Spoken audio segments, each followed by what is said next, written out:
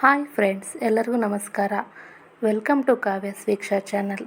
ಇವತ್ತಿನ special evening ಸ್ನ್ಯಾಕ್ಸ್ಗೆ ಅಂತಲೇ ಹೇಳಿ ಮಾಡಿಸಿರುವಂತಹ ರೆಸಿಪಿ ಆಗಿರುತ್ತೆ.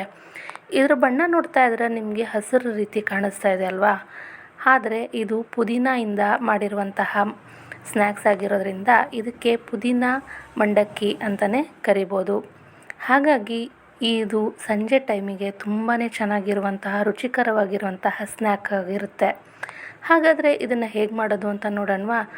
ಇಲ್ಲಿ ನಮಗೆ ಬೇಕಾಗಿರೋ ಸಾಮಗ್ರಿಗಳೇನೆಂದರೆ ಕರಿಬೇವು, ಕೊತ್ತಂಬರಿ ಸೊಪ್ಪು ಸ್ವಲ್ಪ ತೊಗೊಂಡಿದ್ದೀನಿ, ತೊಳೆದಿಟ್ಕೊಂಡಿದ್ದೀನಿ ಇವನ್ನೆಲ್ಲ, ಸ್ವಲ್ಪ ಪುದೀನ ಸೊಪ್ಪು, ಹಾಗೆಯೇ ಶೇಂಗಾ, ಉಪ್ಪು, 4 ಹಸಿಮೆಣಸಿನ್ಕಾಯಿ, ಸ್ವಲ್ಪ ಜವಾರಿ ಬೆಳ್ಳುಳ್ಳಿನ ತೊಗೊಂಡಿದ್ದೀನಿ.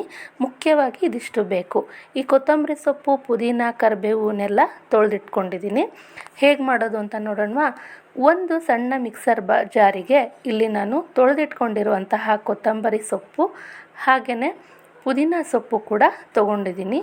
ಇಲ್ಲಿ ಪುದೀನ ಸೊಪ್ಪು ಮತ್ತು ಕೊತ್ತಂಬರಿ ಸೊಪ್ಪು ಸಮನಾಗಿ ತೊಗೊಂಡಿದ್ದೀನಿ. ಸ್ವಲ್ಪ ನಿಮಗೆ ಘಾಟ ಅದ್ರದ್ದು ಘಮ ಏನಿದೆ ಅದು ನಿಮಗೆ ಇಷ್ಟ ಆಗುತ್ತೆ ಅನ್ನೋದಾದರೆ ಇನ್ನೂ ಸ್ವಲ್ಪ ಪುದೀನ ಸೊಪ್ಪನ್ನು ಜಾಸ್ತಿನೇ ಹಾಕ್ಕೋಬೋದು. ನಾನಿಲ್ಲಿ ಎರಡೂ ಸಮ ಪ್ರಮಾಣದಲ್ಲೇ ತೊಗೊಂಡಿದ್ದೀನಿ.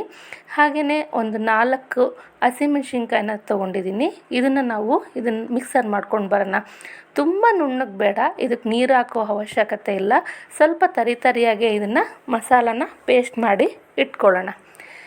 ಇನ್ನೊಂದು ಕಡೆ ನಾನಿಲ್ಲಿ ದಪ್ಪ ತಳದ ಒಂದು ಬಾಣಲಿನ ಇಟ್ಕೊತಾ ಇದ್ದೀನಿ.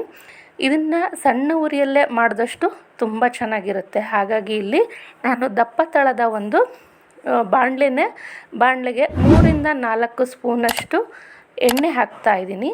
ಇದು ಸಣ್ಣ ಉರಿಯಲ್ಲೇ ಮಾಡಿರಿ. ಈ ರೆಸಿಪಿ ನಾನು ಹೇಳಿದ ರೀತಿಯಲ್ಲಿ ಒಂದು ಸಲ ನೀವು ಮನೇಲಿ ಮಾಡಿ ನೋಡಿ, ಹೇಗಿದೆ ಅಂತ ನನಗೆ ಕಮೆಂಟ್ ಮಾಡಿ ತಿಳಿಸಿ. ಹಾಗೆಯೇ ನನ್ನ ಚಾನಲ್ನ ಸಬ್ಸ್ಕ್ರೈಬ್ ಕೂಡ ಮಾಡಿ, ಶೇರ್ ಮಾಡಿ ನಿಮ್ಮ ಫ್ರೆಂಡ್ಸ್ಗಳಿಗೆ. ಹಾಗೆಯೇ ಇದು ತುಂಬಾ ರುಚಿಯಾಗಿರುವಂತಹ ರೆಸಿಪಿ ಆಗಿರುತ್ತೆ. ಒಂದು ಸಲ ಟ್ರೈ ಮಾಡಿ ನೋಡಿ, ಹೇಗಿದೆ ಅಂತ ನನಗೆ ತಿಳಿಸಿ. ಇಲ್ಲಿ ನಾನು ಶೇಂಗಾನ ಹಾಕ್ಕೊಂಡಿದ್ದೀನಿ, ಕಡಲೆ ಬೀಜ ಅಂತ ಏನು ಕರೀತಾರಲ್ಲ, ಇದನ್ನು ಇಲ್ಲಿ ಹಾಕಿ ಸಣ್ಣ ಉರಿಯಲ್ಲೇ ಕೆಂಪಾಗುವವರೆಗೂ ನಾವು ಉರಿಬೇಕು. ತುಂಬ ಜೋರಾಗಿ ಉರಿ ಇಟ್ಟು ಹುರಿದ್ರೆ ಏನಾಗುತ್ತೆ, ಅದು ಒಳಗಡೆ ಬೆಂದಿರೋಲ್ಲ, ಮೇಲ್ಗಡೆ ಮಾತ್ರ ಕೆಂಪಾಗಿಬಿಡುತ್ತೆ. ಹಾಗೆಯೇ ಇದು ಹುರಿದಾದ್ಮೇಲೆ ಇದಕ್ಕೆ ಕರಿಬೇವು ಮತ್ತು ಬೆಳ್ಳುಳ್ಳಿನೂ ಕೂಡ ಹಾಕಿ ಸಣ್ಣ ಉರಿಯಲ್ಲೇ ಫ್ರೈ ಮಾಡ್ತಾ ಇದ್ದೀನಿ.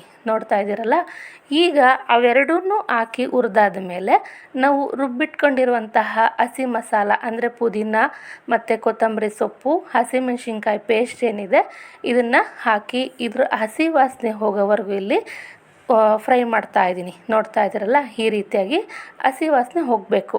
ಆವಾಗ ಇದು ತುಂಬಾ ರುಚಿಯಾಗಿ ಬರುತ್ತೆ. ಈ ರೀತಿಯಾಗಿ ಸಣ್ಣ ಉರಿಯಲ್ಲೇ ಬಾಡಿಸ್ಕೊತಾ ಇದ್ದೀನಿ. ಈಗ ಇದಕ್ಕೆ ಸ್ವಲ್ಪ ಉಪ್ಪು ಕೂಡ ಹಾಕ್ಕೊಂಡಿದ್ದೀನಿ. ಇಲ್ಲಿ ಕ್ಲಿಪ್ಪಿಂಗ್ ಮಿಸ್ ಆಗಿದೆ, ಹಾಗಾಗಿ ಒಂದು ಅರ್ಧ ಅಥವಾ 1/4 ಸ್ಪೂನಷ್ಟು ನಾನಿಲ್ಲಿ ಅರಿಶಿಣ ಪುಡಿನ ಹಾಕ್ತಾಯಿದ್ದೀನಿ. ಅರಿಶಿಣ ಪುಡಿ ಆಪ್ಷನಲ್ಲು, ನಮಗಿಷ್ಟ ಇದ್ದರೆ ಹಾಕ್ಬೋದು, ಬೇಡ ಅನಿಸಿದ್ರೆ ಬಿಡ್ಬೋದು. ಅದರಿಂದ ಏನು ಡಿಫ್ರೆನ್ಸ್ ಅಂತ ಏನೂ ಆಗೋಲ್ಲ. ಆದರೆ ನಾನಿಲ್ಲಿ ಹೆಲ್ತಿಗೆ ಒಳ್ಳೆಯದು ಅನ್ನೋ ಕಾರಣಕ್ಕೆ ಹಾಕ್ತಾಯಿದ್ದೀನಿ. ಹಾಗೆಯೇ ಇಲ್ಲಿ ಮಂಡಕ್ಕಿನ ಹಾಕ್ತಾಯಿದ್ದೀನಿ. ಇಲ್ಲಿ ಬೆಂಗಳೂರು ಕಡೆ ಎಲ್ಲ ಇದಕ್ಕೆ ಪುರಿ ಅಂತ ಕರೀತಾರೆ. ಇದನ್ನು ಹಾಕಿ ಸಣ್ಣ ಉರಿಯಲ್ಲೇ, ನಾನಿಲ್ಲಿ ಫ್ಲೇಮ್ನ ಆಫ್ ಮಾಡಿಲ್ಲ, ಸ್ಟವ್ನ ಆಫ್ ಮಾಡಿಲ್ಲ, ಸಣ್ಣ ಉರಿಯಲ್ಲೇ ಇಟ್ಕೊಂಡು ಇದನ್ನು ಫ್ರೈ ಮಾಡ್ತಾಯಿದ್ದೀನಿ. ನಾವಿಲ್ಲಿ ಒಂದು 5 ನಿಮಿಷದವರೆಗೂ ನಾನಿಲ್ಲಿ ಚೆನ್ನಾಗಿ ಫ್ರೈ ಮಾಡೋದ್ರಿಂದ ಏನಾಗುತ್ತೆ, ಮಂಡಕ್ಕಿ ತುಂಬಾ ಗರಿಯಾಗಿ ಬರುತ್ತೆ, ತುಂಬಾ ರುಚಿಯಾಗುತ್ತೆ ಈ ರೀತಿಯಾಗಿ ಮಾಡೋದ್ರಿಂದ. ಹಾಗಾಗಿ ಇದನ್ನು ಸಣ್ಣ ಉರಿಯಲ್ಲೇ ಚೆನ್ನಾಗಿ ಫ್ರೈ ಮಾಡ್ತಾಯಿದ್ದೀನಿ. ಈ ಒಗ್ಗರಣೆಗೆ ಹಾಕೋಕ್ಕೂ ಮುಂಚೆ ನೀವು ಮಂಡಕ್ಕಿನ ಒಂದು ಸಲ ಚೆಕ್ ಮಾಡಿ ನೋಡಿ. ಇಲ್ಲಾಂದರೆ ಸಪ್ರೇಟಾಗಿ ಫ್ರೈ ಮಾಡಿ ಇದಕ್ಕೆ ಹಾಕ್ಕೊಂಡ್ರೂ ಚೆನ್ನಾಗಾಗುತ್ತೆ.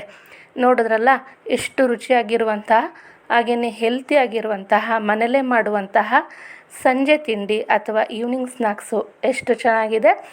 ನೋಡಲಿಕ್ಕೂ ಎಷ್ಟು ಚೆನ್ನಾಗಿದೆನೋ ರುಚಿಯಲ್ಲೂ ಕೂಡ ಅಷ್ಟೇ ಚೆನ್ನಾಗಿದೆ. ಹಾಗಾಗಿ ಮನೇಲಿ ಇದನ್ನು ಒಂದು ಸಲ ಮಾಡಿ ನೋಡಿ, ಹೇಗಿದೆ ಅಂತ ಕೂಡ ತಿಳಿಸಿ.